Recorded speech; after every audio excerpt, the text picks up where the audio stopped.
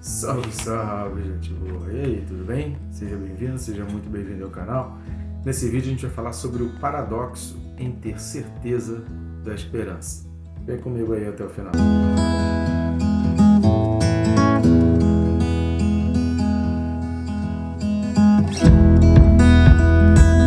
Mas, se você ainda não está inscrito, inscreva-se, querido. Bem fácil, bem rápido, não vai interromper aí seu tempo, não vai atrapalhar o vídeo. Clica no botão inscrever-se e clica no sininho, para que todos os dias você seja notificado e você não perca, já que a gente está estudando versículo a versículo o livro do Apocalipse. Curta, comente, compartilha. Conto contigo para levar essa palavra cada vez mais longe. Jesus disse: ide pelo mundo, pregar o evangelho a toda criatura. E agora nunca foi tão fácil chegar a toda criatura. Por apenas alguns cliques a gente consegue levar essa palavra para mais gente. Vamos junto então? Vamos lá, o texto desse vídeo, Apocalipse capítulo 1, e o versículo é o 7. Apocalipse 1:7 diz assim: eis que vem com as nuvens, e todo olho o verá, até quantos o transpassaram, e todas as tribos da terra se lamentarão sobre ele. Certamente. Amém. Aqui o que a gente vê, essa colocação de Jesus Cristo aqui dentro dessa visão que ele dá a João, lembrando que João escreve, ele mesmo diz, e às vezes ele menciona o próprio nome, né, como se fosse uma terceira pessoa, como no caso do versículo 4, né, João, as 7 igrejas, é ele mesmo escrevendo, mas é Jesus ditando.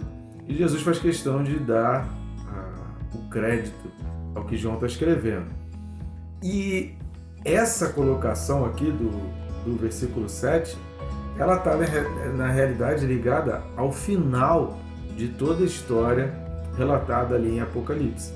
Exatamente para respaldar aquilo que a gente vai falando desde o início, de que o livro do Apocalipse não é apenas para trazer visões e que pessoas comecem a fazer contas mirabolantes e prognósticos e cálculos matemáticos e tentar ficar adivinhando como vão ser as coisas, embora a gente possa e deva fazer as comparações para saber o momento que a gente vive, até para não ser enganado e para que a gente esteja realmente dentro da linha daquilo que Deus quer de nós.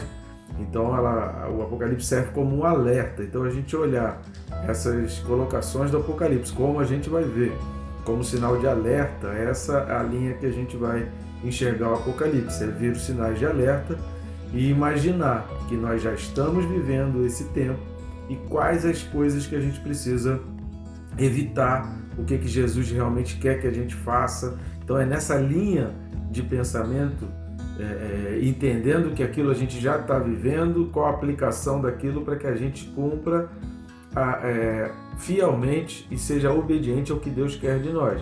Seja Jesus vindo hoje ou amanhã, seja Jesus vindo somente daqui a 1000 anos. Então, a maneira que o povo ali que recebia essa carta de João estava vivendo, não era numa perspectiva de longo prazo, era numa perspectiva de curto prazo. É assim que a gente precisa enxergar o Apocalipse, não é ficar fazendo cálculos e adivinhações. O livro do Apocalipse não é um livro de adivinhações e muito menos um livro para botar medo.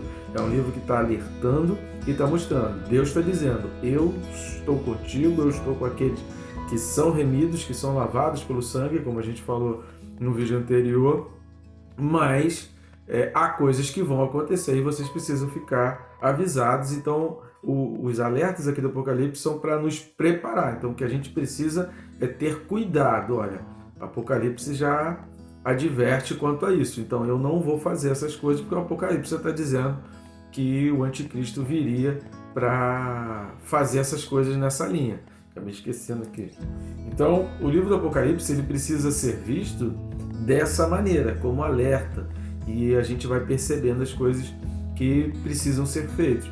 Mas antes que pudesse todas as coisas, todos os prognósticos, todos os passos, os 7 selos, a abertura das taças, todo aquele esboço que a gente viu aí do livro do Apocalipse, dessa ideia dos 7, né, os 7 ciclos de visões.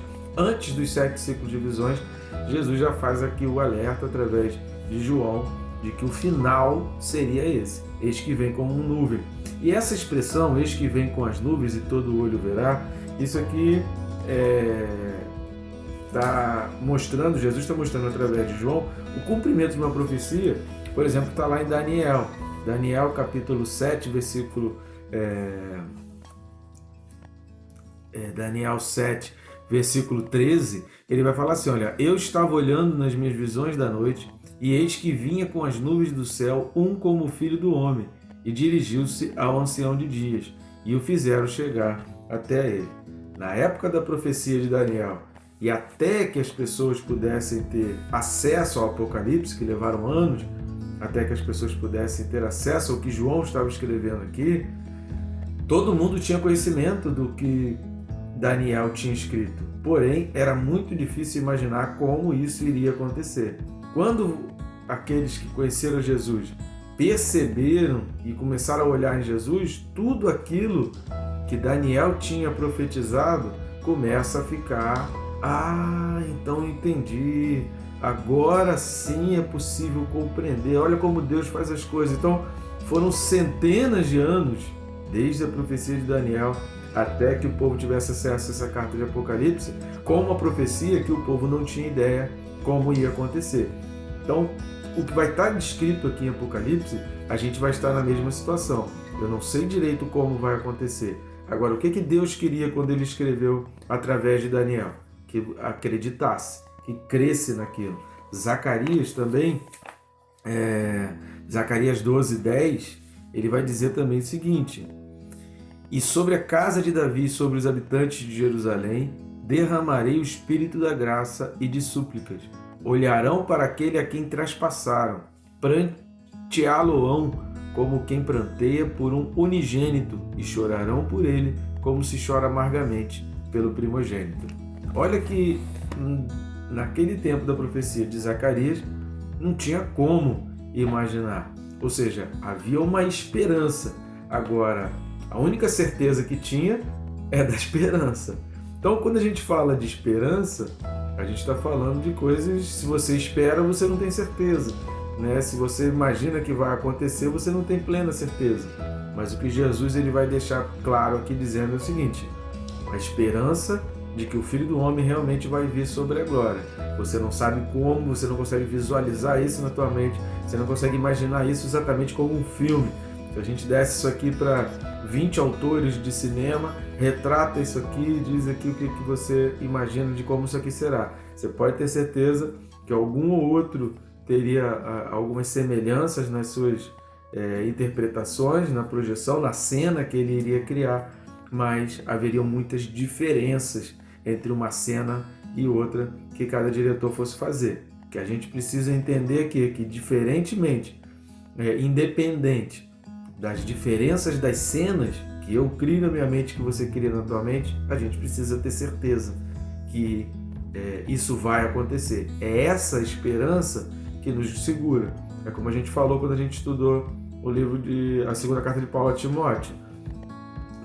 O alívio do hoje é a esperança do amanhã. Então, quando eu perco a esperança do amanhã, o meu hoje se torna triste, sombrio, macabro e muito mais dolorido. Então, o que vai me garantir hoje, o que vai trazer a minha felicidade hoje, quando eu digo hoje, é a cada dia, dia após dia. O que vai me trazer felicidade, o que vai me segurar, o que vai me sustentar é a esperança do amanhã. É quando eu olho para o amanhã.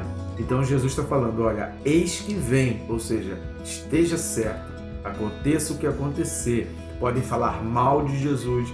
Jesus ele foi a vergonha quando foi para a cruz. Por que não seria vergonha hoje? Por que o mundo não olharia para o cristão como uma vergonha? Por que o mundo não olharia para os princípios cristãos e faria de tudo para o cristão se sentir envergonhado? A Bíblia já alerta sobre isso.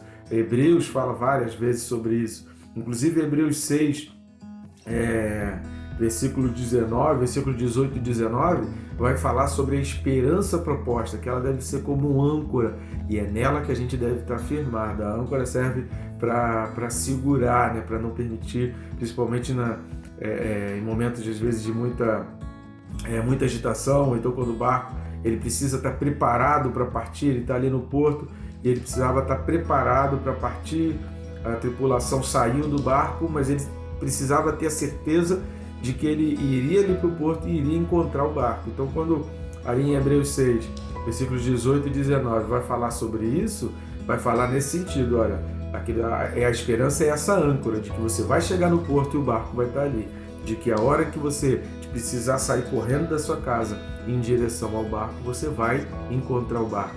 Então é essa certeza, dessa esperança de que o barco está ali, de que você não vai ficar abandonado, de que ainda que a terra se destrua, haverá um barco de salvação para você, haverá um barco de saída para você, haverá uma rota de fuga para a destruição que vai acontecer nesse mundo. É disso que Jesus está falando aqui. Eis que vem, pode ter certeza que ele vem e todo olho verá. E é interessante quando fala até quantos o traspassaram, porque essa expressão traspassaram aqui, no grego, está fazendo menção exatamente às feridas causadas em Jesus, a espadada que ele levou na lateral, que saiu água. E na época em que Apocalipse estava escrito, João tinha pleno conhecimento disso, essas pessoas já tinham morrido. Essa época dessas pessoas já tinham morrido. Não tinha mais ninguém vivo daqueles que chicotearam, que fizeram todo aquele sofrimento, que botaram as coroas de espinho, que deram a espadada na lateral de Jesus, que ao invés de sangue saiu água. Todo aquele crucificar de Jesus ali, aquelas pessoas já tinham passado, ninguém ali mais estava vivo. E aí quando está falando aqui que todo olho verá até quantos o traspassaram, João já começa a ter uma visão mais clara do futuro, e o povo que estava lendo começa a ter uma ideia mais clara do futuro. Aqui está falando de um mundo espiritual, de um reino espiritual, ou seja, aqueles que os traspassaram, eles vão lamentar, porque vão ver Jesus Cristo glorificado e vão ver o poder do rei. Então aqui está falando de um reino eterno. Então quando está falando até quantos o traspassaram, está dizendo assim, você pode ter a certeza absoluta, porque o meu reino não é deste mundo, o meu reino é eterno.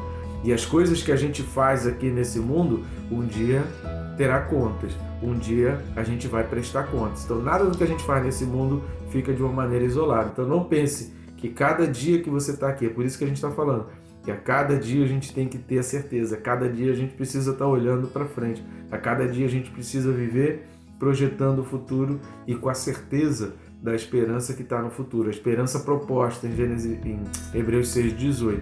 Então, tanto a profecia de Daniel, Daniel 7, 12 e 13, quanto Zacarias 12, 10, ninguém conseguia imaginar como isso iria acontecer até que Jesus veio. Então, querido, algo é sempre impossível de acontecer até que seja feito. Quando Jesus ressuscitou o morto, isso era impossível de acontecer até ali. Nunca tinha acontecido na história da humanidade algo parecido. Nunca tinha acontecido na história da humanidade alguém curar um cego molhando saliva e passando no olho instantaneamente. Isso nunca tinha acontecido, como não acontece hoje. Acontece hoje com cirurgias, com preparo, com gastos de milhões e milhões de reais para gerar uma tecnologia que talvez possa, dependendo do grau, dependendo da origem da cegueira, que pode até reverter. Existe isso, mas do nada a pessoa passar saliva, a pessoa mandar o outro lavar ali no tanque, a pessoa impor as mãos e tá curado. Isso nunca tinha acontecido nem antes e só foi acontecer depois pelo poder de Jesus Cristo. Então, certas coisas elas são impossíveis de acontecer até que um dia venha acontecer. E Jesus está dizendo aqui, olha, e todas as tribos da terra se lamentarão sobre ele. A palavra filé no grego aqui, traduzida por tribo, está falando realmente de raças, de regiões, de povos, ou seja, não haverá uma junção de pessoas na face da terra que não vai ver o dia que Jesus Cristo voltará na nuvem. E quando está falando traspassaram, juntando com esse pedaço aqui do versículo de que todos da terra vão ver, a gente vai ver que isso aqui não é uma coisa somente visível para os vivos, mas será visível também para aqueles que já morreram. Até aqueles que já morreram, eles irão lamentar e contemplar Jesus Cristo como Rei e Senhor. E aí aqui ele termina dizendo duas expressões aqui que são fantásticas. Abrace isso e guarde isso no teu coração. A primeira expressão é certamente. Certamente, querido, joga fora a dúvida. eu não entendo, eu não sei como é, eu não consigo visualizar, eu não consigo imaginar uma cena na minha mente, eu não consigo pensar num filme como isso vai acontecer, mas eu creio. Por quê? Porque Jesus está dizendo, certamente acontecerá. Ele está falando isso antes de ele dizer as 7 visões, os 7 ciclos de visões, os 7 selos, os 7 anjos, 7 histórias. Antes dele dizer tudo o que viria a acontecer, ele está falando já do final da história. Ele já começa a contar o filme pelo final.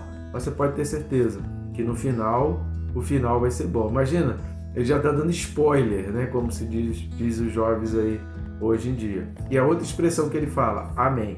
Amém é uma palavra grega, né? A palavra grega é exatamente essa, amém. Essa é a palavra grega, uma expressão grega que todos os povos não traduziram.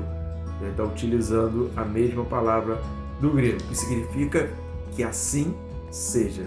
Então a palavra amém significa que assim seja. Então cuidado quando você fala amém para todas as coisas. A pessoa está falando, o diabo ele vai te aprisionar, e o outro vai gritar amém. Evita isso. Só um parênteses aqui para você entender que a gente não deve falar amém, porque amém você está profetizando. Então você fala amém, você está profetizando com aquilo que foi dito antes. Que assim seja, que isso aconteça. Eu quero que isso aconteça. Eu desejo que isso aconteça. Isso é que significa amém. Então cuidado quando você fala amém. Ao falar amém, você tem que pensar. Isso que a pessoa falou, eu quero que aconteça, eu desejo que aconteça, eu entendo que Deus falando que aconteça. Se não é, não diz amém. Você repreende, você fala, Deus não, em nome de Jesus. Então, porque eu já ouvi gente falar amém enquanto o outro está falando, porque o diabo está te aprisionando, porque o diabo está te segurando, e a outra pessoa, amém, amém. Não, amém não. Que isso, rapaz? Que amém que? Então raciocine antes de falar amém. Porque a expressão usada aqui é isso, é profetizando. Toda vez que você fala amém, você está profetizando que aquilo que foi dito antes vai acontecer. Eu estou conclamando o poder espiritual para que isso realmente venha a acontecer. Que Deus te abençoe, rica e abundantemente.